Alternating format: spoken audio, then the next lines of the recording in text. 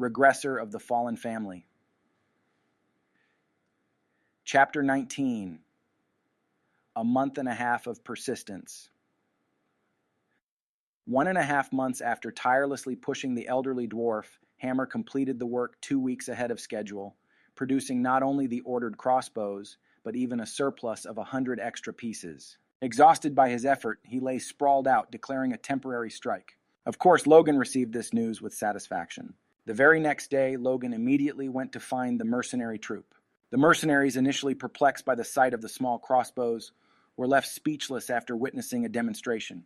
Wow, that's amazing. They shoot surprisingly far, and they can shoot rapidly. What an intriguing crossbow. But the general sentiment among the mercenaries was just that, casual appreciation.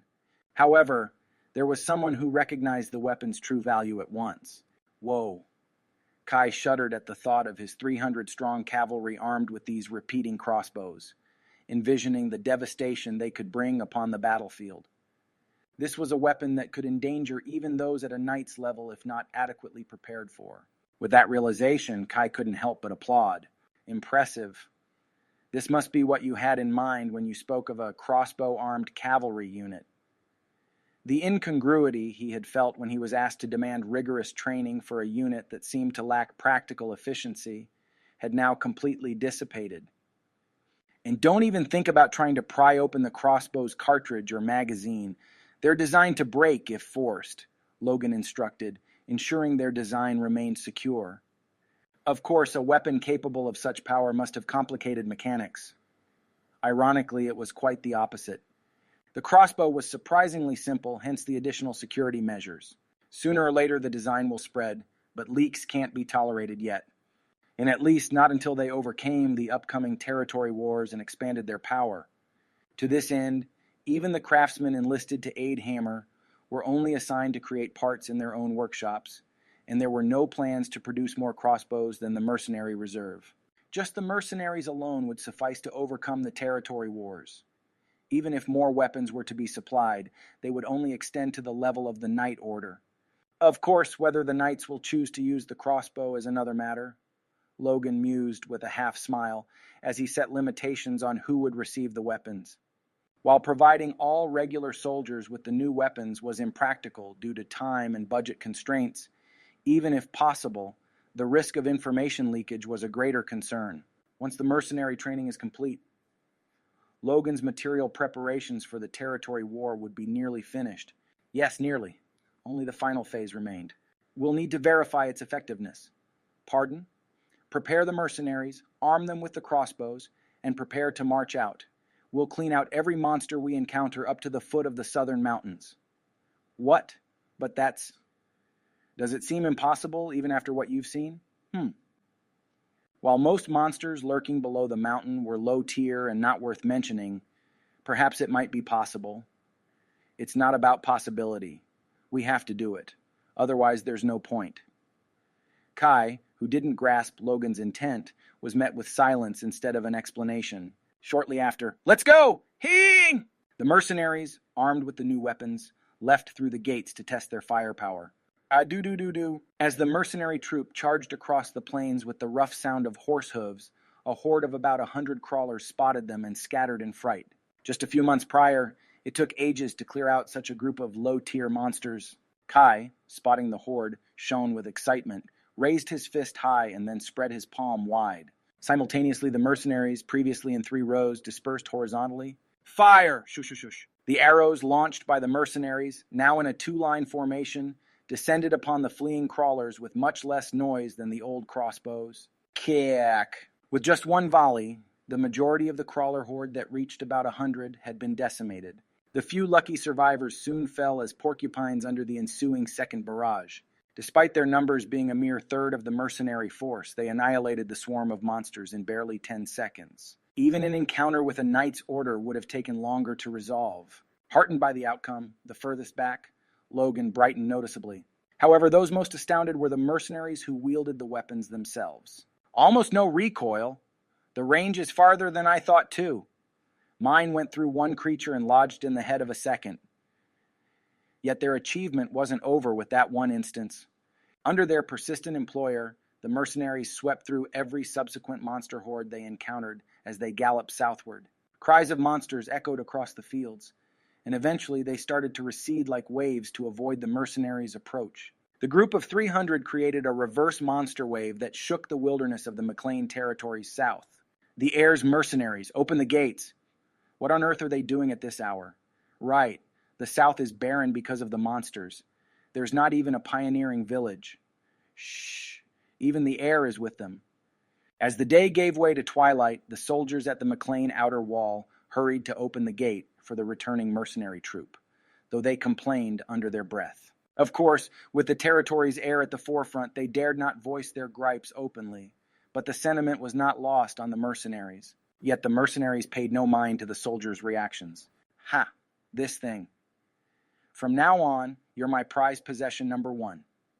If you break it, the captain will break us. Handle with care. Like I would treat it any differently. They fondled their crossbows, faces dazed with bliss. While the hunt was only half a day's work and mainly against low-tier monsters with no valuable byproducts, these 300 had returned from a one-sided massacre of over 1,000 monsters. For ordinary C-rank mercenaries, to wield such power was unfathomable. Their excitement was justified. So the heir created this? Idiot. It was the dwarf. But that dwarf is the heir's slave. I heard he did the designs himself. Come on, that can't be right. Thanks to that, the peculiar and infamously rich employer, who had largely been regarded in a negative light, saw his reputation among the mercenaries soar. At the forefront, a middle-aged mercenary smiled proudly and turned to his employer. Are you satisfied? To some extent? Pardon? Kai, who had been thoroughly content, wore a puzzled look in response to Logan's less than enthusiastic reply. You're still stuck on old crossbow tactics. Why replace the rank after every shot? Wouldn't it be good to improve reload speed as well? Presented with a new list of demands, Kai made a reluctant face. With such firepower and he's still not content? What exactly does he plan to do? While the thought that he was merely indulging in a noble's eccentric hobby was long gone, Kai's skepticism surged at his employer's excessive ambition. Nonetheless, he did not voice his doubts. I shall readjust the training to match the new weapons. Good. I'll check again soon. Despite listing his grievances to Kai, Logan was actually quite pleased. The crossbows crafted by the dwarf hammer were beyond his expectations, and the firepower demonstrated by the mercenaries already exceeded his initial estimates. Making more crossbows was unnecessary at this point, especially since calling soldiers to train with this new weapon amidst the looming threat of war was beyond consideration. The focus should be on my growth. If he could win the core knights of his house over in the process, all the better. Even amidst the positive progress, Logan could not completely shake off his worries and refocused his attention. Now, as the chill of winter came to a close, warm breezes heralded the arrival of a new season.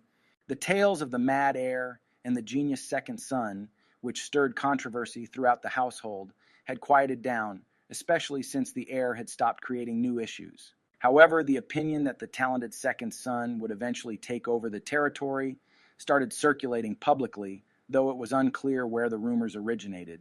Yet there was an exception. Within the knight circle, a different story unfolded. Wow, seriously, his stamina is unmatched. No kidding, such unreal physical abilities must be hereditary. It's a pity that with such monstrous stamina, he isn't more proficient with the sword. Then again, considering Dominant's case, that's hardly a reference, the old man's skills. But still, Arthur, even you lost to the second son before his awakening, and you saw it with your own eyes. It's truly strange. How can he be perfectly fit in just that one aspect? Would have been something had he spent the time he uses for mischief on practicing the sword instead. There was still skepticism, but at least within the inner circle of the knights, no one spoke of the heir as mad anymore. For months he joined their training, displaying nothing but consistency. Furthermore, the punishing excise he initially crafted to dispel the heir, sprinting on horseback through the mountains, had now become a new symbol of the knight order. At first it was a matter of pride that pushed them through this grueling exercise, but they found unexpected benefits beyond motivation for the junior knights. Speaking softly, Right, Ray, grow a bit more. It'll be over soon. Knight Henderson gently comforted his drowsy steed, a similar scene unfolding all around. Initially, the forced tranquilization led to chaos as horses woke amid training. But as they adapted, they grew more bonded with their riders, the knights. Knight, which in another sense means cavalryman. A horse is but another weapon that enhances a knight's combat prowess. Indeed, as the bond grew and communication flowed more freely, the knight's abilities improved, not just sentimentally. The higher-ranked knights employed force to empower their horses, increasing speed and endurance with mounted combat skills. The closer the bond with their horse, the more efficient the skills. Post-exercise, even the junior knights seemed to imitate this unconsciously through their strengthened connections, unwittingly training for higher proficiency. It's not all thanks to the air. Heinkel gazed upon Logan with a newfound warmth like observing an unexpected blessing. It wasn't precisely the recognition Logan desired, but it was undoubtedly a positive shift. It may just work this time. Under the bright moon, seated cross-legged on his bed, anticipation gleamed in Logan's eyes. The hard regiment of the Night Order combined with the mental provocation of meditation bolstered each other, pushing him steadily forward. Every introspection brought a sensed growth in his force core. And recently, he felt stirrings of change whenever his core throbbed. Logan calmed his mind, recollecting the knowledge inscribed within, reminding himself, especially now, don't rush, don't fret. Nevertheless, the anticipation of advancing another step occasionally unsettled him, an unavoidable reaction given the circumstances. From the outset, this was natural since elevating personal strength was as crucial as the fate of the house itself, should he fulfill his aspirations. Assuming everything progressed as hoped, his newfound might would be the critical variable to sway an otherwise perilous future, those monsters.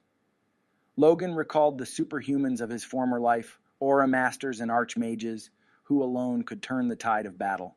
Among those he eventually had to overcome, such fiends were included.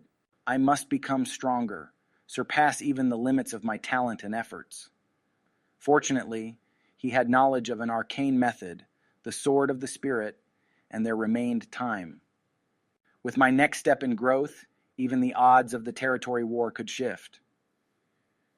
It was a pivotal moment even concerning the impending crisis. Contemplating the daunting future allowed him to regain his composure momentarily. Whispering the meditation incantation, Logan's mind focused inwards toward the force core within his heart. Physically, it might be invisible to the bare eye, but in Logan's consciousness, the force core felt larger than his body, especially today. Instinctively, he sensed the right moment had come. Flash! With his consciousness merging, a brilliant light burst from near his heart. A golden force core expelled a tiny secondary core.